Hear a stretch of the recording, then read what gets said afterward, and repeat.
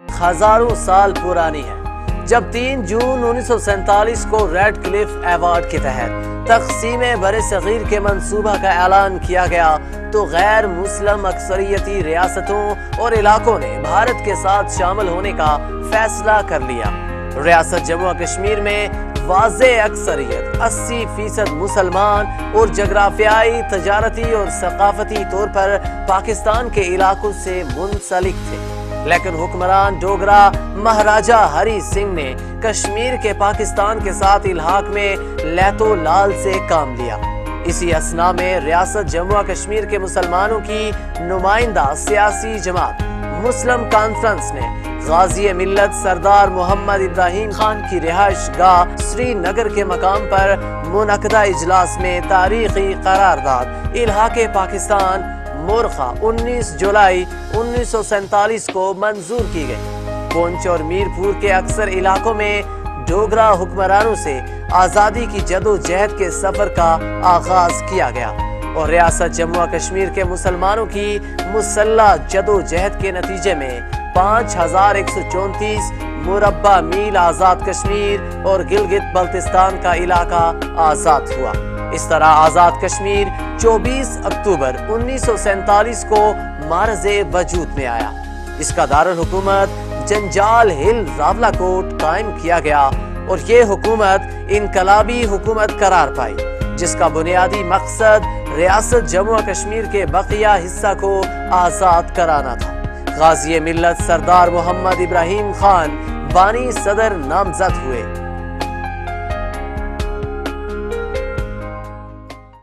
1947 میں آزاد کشمیر حکومت کے قیام کے وقت آزاد کشمیر میں صرف 254 primary school, 30 middle school, 6 high school اور 1 انٹر کالج موجود تھا، جبکہ سال 2016 میں یہ تعداد بڑھ کر 5164 primary, 1047 middle school, 805 high schools, 89 higher secondary schools, 97 inter colleges, 56 degree colleges, 12 post graduate colleges, 2 colleges of education, 1 مرکز توسیع تعلیم، 10 elementary colleges, 2 agro polytechnic centres, 1 cadet college, 7 universities اور 4 میڈیکل کالجز تک پہنچ چکی ہے۔ سال 2016 میں آزاد کشمیر کی شرح خواندگی 77% تھی۔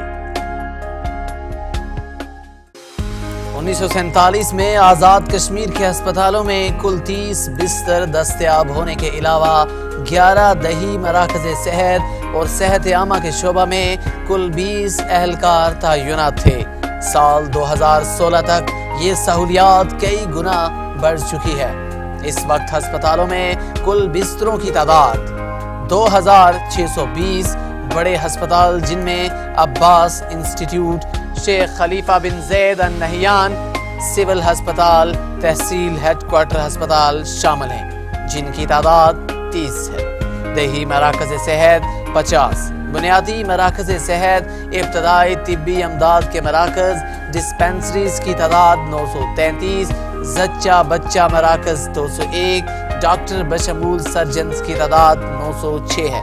Paramedical staff 2448، nurses 371، lady health visitor 370، lady health workers 3007، جبکہ لیڈی ہیلتھ سپروائزر کی تعداد 142 ہے۔ شیرخوار بچوں کی شرح اموات بھی کم ہو کر 1000 میں سے 58 رہ گئی ہے۔ آبادی کے لیے ڈاکٹر کی شرح میں بھی کافی بہتری آئی ہے اور اب 5058 افراد کے لیے 1 ڈاکٹر میسر ہے۔ کل آبادی کے 95% کو اب سرکاری ہسپتالوں میں ابتدائی علاج کی سہولیات میسر ہیں۔ علاوہ ازیں آزاد کشمیر میں طبی شعبہ میں بہترین انفراسٹرکچر مہیا کیا گیا ہے۔ 1947 میں آزاد کشمیر حکومت کے قیام کے وقت آزاد کشمیر میں سیاحت کے حوالے سے کوئی سہولت میسر نہ تھی۔ آزاد کشمیر حکومت کی خصوصی دلچسپی اور پبلک سیکٹر سے فنڈز کی فراہمی کی وجہ سے سال 2016 تک آزاد کشمیر میں سیاحوں کی سہولت کے لیے متعدد اقدامات کیے گئے ہیں۔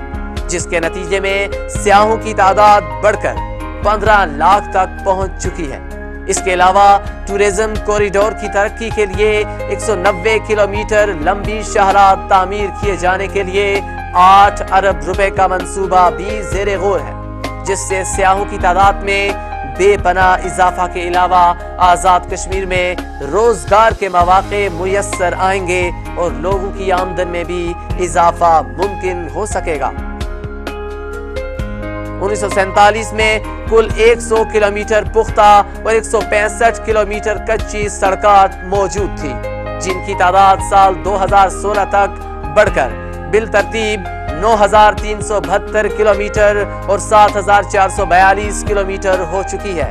علاوہ ازیں آزاد کشمیر کے دارالحکومت مظفر آباد میں آزادی کے وقت روڈ انفراسٹرکچر نہ ہونے کے برابر تھا۔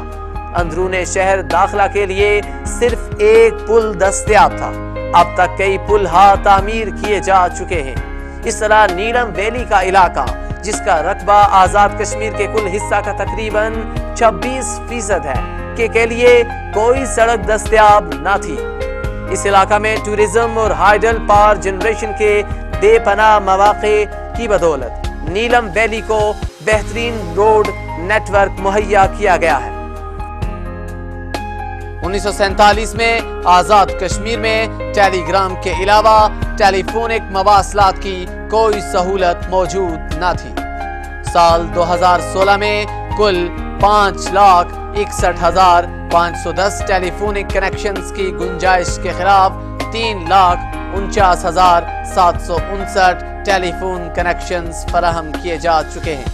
اس کے علاوہ 90,039 ایس کام موبائل فون کنیکشنز بھی موجود ہیں۔ مزید برآں 8 موبائل فون کمپنیوں کو آزاد کشمیر میں کام کرنے کے لائسنس جاری کیے جا چکے ہیں، جن کے صارفین کی تعداد لاکھوں میں ہے۔ سال 2016-17 کے مقابلے میں سال 2017-18 کے بجٹ میں شعبہ رسل و رسائل کے فنڈز میں تقریباً دگنا اضافہ کر دیا گیا ہے۔ آزاد کشمیر میں سڑکات کا تناسب 0.67 کلومیٹر فی مربع کلومیٹر ہے۔ اس کے علاوہ مانسہرہ، مظفر آباد، میرپور، منگلہ شاہراہ کو سی پیک کا حصہ بنایا گیا ہے، جس کی تکمیل آزاد کشمیر کی اقتصادی ترقی میں ایک سنگ میل ثابت ہوگی۔ اس طرح کوہالہ چکوٹھی روڈ بھی آزادی کے وقت بہتر حالت میں نہ تھی۔ جا بجا لینڈ سلائیڈنگ کی بدولت روڈ اکثر بند رہتی، جسے کھولنے کے لیے افرادی قوت استعمال کی جاتی۔ فی الوقت بہترین 2 رویہ روڈ تعمیر کی جا چکی ہے، جس سے لوگوں کو آمد و رفت کی بہتر سہولیات دستیاب ہوئی ہے۔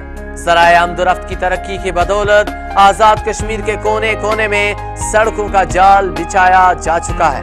حکومت کی جانب سے بڑی شاہراہات کی اپ گریڈیشن اور ترقی کے لیے سالانہ ترقیاتی پروگرام برائے 2017-18 میں حسب ضرورت فنڈز مہیا کیے ہیں۔ 1947 میں آزاد کشمیر میں کوئی ایئرپورٹ موجود نہ تھا۔ فی الوقت مظفر آباد اور راولہ کوٹ میں 2 ایئرپورٹس موجود ہیں، جن کی توسیع کا معاملہ سول ایوییشن اتھارٹی حکومت پاکستان کے زیر کار ہے۔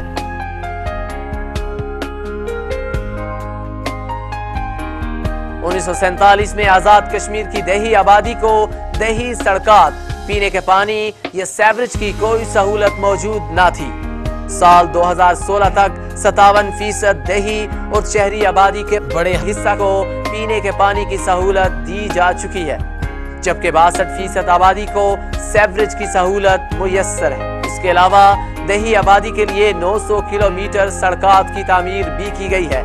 اس طرح کل دیہی آبادی کے لیے سڑکات کی فراہمی کی شرح جنوبی ایشیا میں سب سے زیادہ ہے۔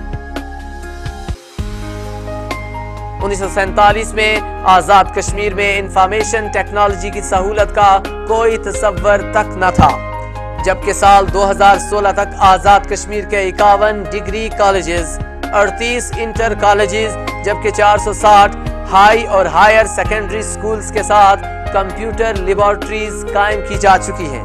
اس کے علاوہ آزاد کشمیر کی 3 تحصیلوں کے زمین کے ریکارڈ کی کمپیوٹرائزیشن پر عمل درآمد جاری ہے۔ آزاد کشمیر سپریم کورٹ کے نظام کو کمپیوٹرائزڈ کر دیا گیا ہے، جبکہ ای گورننس پروگرام کے تحت آزاد کشمیر کے مختلف محکمہ جات کو آئی ٹی سسٹم کے ذریعے باہم منسلک کیا جا رہا ہے۔ 1947 میں آزاد کشمیر میں کسی قسم کا کوئی کارخانہ موجود نہ تھا اور نہ معدنی وسائل سے استفادہ کا کوئی نظام زیر کار تھا۔ سال 2016 تک آزاد کشمیر میں 6 industrial estates, 1 industrial unit public sector میں، جبکہ 1969 انڈسٹریل یونٹ پرائیویٹ سیکٹر میں کام کر رہے ہیں۔ چھوٹی صنعتوں کے ساتھ مراکز اس کے علاوہ ہیں۔ آزاد کشمیر میں موجود معدنی وسائل پر تحقیقاتی کام جاری ہے اور سال 2016 تک تقریباً 63 ارب روپے کے وسائل دریافت کیے جا چکے ہیں۔ نیز سی پیک کے تحت میرپور میں صنعتی زون کے قیام کی بھی تجویز ہے۔ 1947 میں آبادی کے لیے فنی تعلیم کا کوئی ادارہ موجود نہ تھا۔ آزاد کشمیر حکومت نے وقت کے تقاضوں کے پیش نظر اس شعبہ پر خصوصی توجہ دی ہے اور سال 2016 تک ایک college of technology, 10 vocational training centre, 5 مردانہ اور 2 زنانہ ووکیشنل یوتھ سینٹر، خواتین کے لیے 43 ووکیشنل ٹریننگ سینٹر، 82 فنی استعداد کار کی ترقی کے مراکز اور 1 ٹیکنیکل ٹریننگ سینٹر قائم کیا جا چکا ہے۔ یہ ادارہ پیشہ ورانہ تربیت فراہم کر رہا ہے اور تربیت یافتہ نوجوان اندرون و بیرون ملک روزگار حاصل کر کے ریاست کی ترقی میں اہم کردار ادا کر رہے ہیں۔ 1947 میں آزاد کشمیر میں بجلی سرے سے ناپید تھی اور اس کا کوئی تصور موجود نہ تھا، جبکہ سال 2016 تک آزاد کشمیر کی گرڈ صلاحیت 677 میگا واٹ ہو چکی ہے۔ 1764 دیہات، جن میں 5,75,621 صارفین کو بجلی فراہم کی جا چکی ہے، جو کل آبادی کا 95% ہے۔ اس وقت آزاد کشمیر میں کل 18 ہائیڈل اسٹیشن کام کر رہے ہیں۔ آزاد کشمیر میں بجلی پیدا کرنے کی وسیع گنجائش موجود ہے۔ اس وقت 5,800 میگا واٹ کی پیداوار کے لیے 58 منصوبہ جات پر عمل درآمد جاری ہے، جن میں نیلم، جہلم، آزاد پتن، چکوٹھی، گلپور، جاگراں جیسے اہم منصوبہ جات بھی شامل ہیں۔ اس کے علاوہ سی پیک کے تحت کوہالہ اور کیروٹ بالترتیب 1124 اور 720 میگا واٹ کے منصوبہ جات شامل ہیں۔ ان منصوبہ جات کے مکمل ہونے پر آزاد کشمیر کی